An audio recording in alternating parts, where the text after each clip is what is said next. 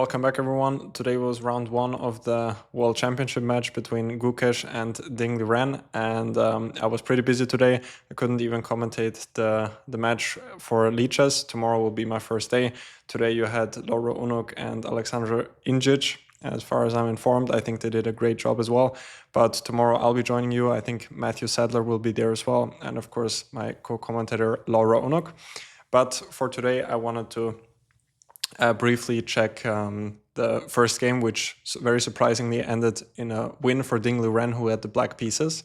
Gukesh, I think, as I said in my previous video, probably did feel the nerves. Ding Liren is kind of like the underdog, even though he is the world champion. And people have been saying that he's not in great form, which obviously was the case for quite a long time. But I'm happy to see him. At least it looks like he's in a pretty good shape for this match. I think he played a very good game, but let's just jump right into the game. So Gukesh started off by going e4. You cannot really say from the first game if he will stick to that for the rest of the match. For example, Magnus, I think against Fabiano Caruano in their match, he played in the first 4 games all different moves. I think it was e4, d4, c4, and knight f3. So we'll see if Gukesh will stick to e4, especially since he lost the first game. I guess we'll see in the third game. And Ding Liren went for the French defense, slightly surprising, but not to Gukesh, who seemingly was pretty well prepared. Ding already deployed the French defense in his previous World Championship match against Jan Nepomniachtchi. Again, in this match, it seems like Richard Rapport is part of the team, so that makes a lot of sense since Richard is a big French player himself. Gukesh went for the main line with d4, d5, and now knight c3, and here Ding went knight f6, obviously being, he was for sure very well prepared in this. What I could have also expected him to go was bishop b4, which is Richard Rapport's specialty, going for the Winawer, and after e5, c5, there's a lot of theory here, but I'm sure that Gukesh came up with some pretty deep ideas as well here, and Ding went for knight f6. Now, of course, White has 2 main moves, first one being e5, which was played, bishop g5 being the other one. And after e5, knight d7, f4, c5, we're following the main line. Here, Gukesh went for the slightly, at least it's not the main line, knight c2, which is not being played that often anymore. White intends to go knight f3 and then c3 and then to strengthen the center, but for White it's then a bit awkward to develop his king side. Often he goes for something like h4, which we also some expansion on the king side, which also happened in the game. The main line is knight f3, and after knight c6, bishop e3. I would have been very happy to see what Ding came up with here. Of course, the thing that could be his preparation is this main line with cd4. I mean, the modern main line, c takes d4, knight takes d4, and now queen b6, which is very forced. And yeah, if Black analyzes this pretty well, then it's simply a draw, but I still think that there are a couple of ideas for White to try here. But yeah, I'm not sure what he would have tried. Also c takes d4, knight takes d4, bishop c5, of course. One option, a6 is also one line which I played myself with Black. So yeah, kind of a mystery. Maybe we'll find out in a later game what he was up to, but that would definitely be interesting to me to see what he has in mind here. Anyway, Gukesh went knight c2 and now knight c6, c3, a5, quite standard play here, but Ding already spent close to half an hour here, meaning that he was not that familiar with this line. But then anyway, a5 is very logical. Black wants to gain space on the queen side with a4 and later on to have the square on a5 for the queen. Gukesh went knight f3, a4, bishop e3, now bishop e7. I assume that Black could also start with queen f5 right away. Also would look logical, but Gukesh went bishop e7 and, Ding went bishop e7 and now g4. Gukesh was still blitzing out everything. So as I said earlier, this idea with either g4 or h4 is also a typical idea. Then followed by h5, often rook h3, sometimes also g3, bishop h3. This is very typical, and Black usually wants to counter with f6 in some cases right away to also have play in the center. And still the king on e1 is pretty far from castling or being far from safe. Often the king just stays in the center, but this would have been another approach. But Gukesh went g4, still blitzing out, and Ding went for queen e5, which is quite logical, and now it seems like Gukesh was out of prep since he was already thinking for 20 minutes, which is a bit strange for me. The top engine choice is short castle, but this doesn't seem very human to me, to castle right into this attack when white just played g4. Now f5 would look pretty dangerous, but after f5, black would still have this counter attack with f6 when still white's underdevelopment plays a key role, and black is already winning here. But something like g5 would be something, and white will just start pushing the pawns h4, h5. It looks pretty dangerous for black. So understandably, Ding went queen e5. I would probably have played the same. And here Gukesh started to think bishop g2, still one of the best moves. But yeah, a bit strange for me. Queen e5 is very logical and also a good objective move. It was a bit strange for me to see that Gukesh wasn't familiar with it. He went bishop g2, now a3, forcing b3. This is not entirely necessary. Knight b6 would have also been an option. Then to have the idea with knight c4 next. But he went a3, b3, and now c takes d4, also a good way of playing. And yeah, now he has this pawn on a3 already, which could only be a weakness in the endgame, but for now it looks like it's more of a strength, because the pawn on a2 could become weak at some point, and if it falls, then the pawn on a3 will already be quite close to promoting. Gukesh went b4. This is probably forced. He could maybe also take with this knight. With this knight, probably he cannot take because there's always queen takes c3. But he could take with this knight. It does allow bishop h4 check. Maybe black can also take first, bishop d4, and now bishop h4. Now there's knight g3. I'm just figuring that out. So bishop h4 right away is more accurate because now knight g3 doesn't work because of queen takes c3. So after bishop h4, either the king has to move, which doesn't look great, and bishop f2 takes. Black even, I just wanted to say, but the engine, found it first. g5 is a typical idea here, which also turns out to be pretty good here when white's center is pretty close to collapsing. So Gukesh went b4, hitting the queen with the tempo. Queen c7 is forced. Black cannot take here on b4 because after c takes b4, bishop b4, it looks like it's a check and the bishop is hanging, but the bishop can retreat and white is a piece up. So Ding went back, queen c7, knight e takes d4, knight b6. Now we see that the knight is going to this nice square on c4. Gukesh castled short, knight c4, bishop f2, and bishop d7. So far, perfect play by Ding. Nothing to say. Gukesh went queen e2, knight takes d4, and this is one moment which was pretty interesting. Also, Kramnik tweeted about this, since Gukesh took back with the knight, which does seem a bit strange. Bishop d4 is probably the move that most people would have played, because now the bishop on d4 is actually a nice piece. It does also control the c3 square. It does protect the pawn on c3, so this would have looked a lot more logical.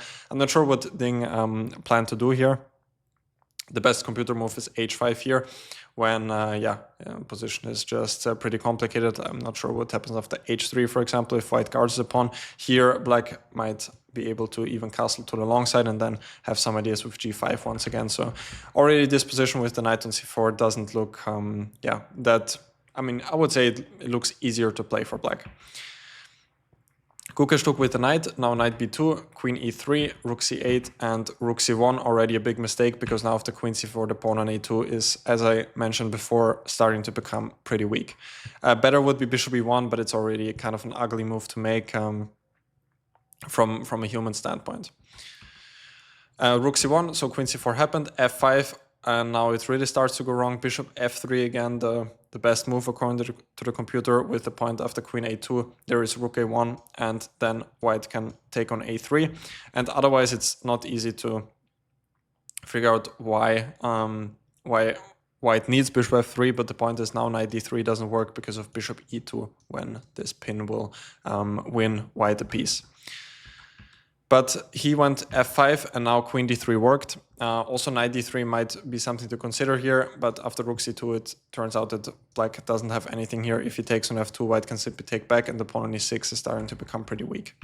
So Ding went queen e3, which is again the best move. If black manages to exchange queens here, the endgame will just be pretty bad for white. So understandably, Gukesh decided to avoid the trade of queens. Again, the top engine choice is not easy to find. G5 doesn't make a lot of sense. As I mentioned earlier, these endgames look pretty bad already. The pawn on E5 is dropping as well, so I can totally understand Gukesh for stepping out of this with Queen E1. Bishop G5, again, the best move by Ding. Rook C2 and Rook C4. Very logical. Short castle is the computer suggestion, but it doesn't seem logical yet to castle right into this attack. So Rook C4. Just putting the rook on a better position for now, and after h4, bishop f4, Gukesh played queen b1, and already the pawn on c3 is dropping. Here, it's actually not easy to find any other move for white. At least with queen b1, white is threatening to take on b2. For example, after short castle, there's rook b2 winning the piece. But other moves than that, it's hard to actually find anything because yeah, black will just slowly improve his pieces, and yeah, white's coordination is just pretty bad. Already rook takes d4 might be a threat, for example here, because yeah, the rook on c2 is dropping. I was just making king h1 as a waiting move. Yeah, rook d4 is of course a huge threat. So Ding, Gukesh went queen b1, rook takes c3, rook c3, queen c3, and now black simply won a pawn. And Gukesh took on e6, f takes e6. Apparently not the best move. Here I was watching the live game as well, when bishop e6 turns out to be stronger, but probably almost everyone would have taken with the pawn just to keep the center intact. It does look very logical. Gukesh went knight e2, queen takes e5, knight f4, queen f4, and queen c2, probably the final mistake. Bishop c5 was the way to keep the game going, but not very easy to find. Queen takes g4, already black is 3 pawns up. And for some reason, white has to play rook f3. Don't ask me why. And yeah, even here after knight c4, black is better. But after queen f1, the king might be a bit weak. Already rook f8 is threatening, so king d8 would have to be played. So here the game would have continued. Of course, also rook f3 hard to find with the idea of queen f1 next. Gukesh went queen c2, trying to infiltrate on the c file maybe in some instances, but Ding has queen c4. Again, trying to trade queens. All of these endgames would be winning. Gukesh avoids the queen trade once again, but now short castle and the king is finally safe. Bishop d4 happened, knight d3, and queen e3, rook f1, bishop f1, and now e5, one important point. Otherwise, black would lose the knight here, but e5 is beautifully played. And after bishop e5, which is forced, otherwise if bishop takes d3, queen takes d4, this endgame would be pretty easily lost. Endgames with the same color bishops, if the attacking side has material advantage, is usually a win. Also the pawn on a2 is a long-term target here. So Gukesh took on e5, queen takes g4 check, bishop g2. And yeah, the position is just lost. Bishop g3, according to computer, the best defense, but after knight b4, black is already now 3 pawns up. a3 might be hanging, but also the king on g1 is now very weak, so this is also winning for black. Bishop g2 was played, bishop f5, and bishop g3, bishop e4, another important idea. So in general, Ding played bishop f5 with the idea of bishop e4 to trade off white's bishop pair, just to eliminate all sorts of counterplay. King h2 happened, h6, another move I really like, just to have this square for the king on h7. Bishop h3 played, but now queen d1.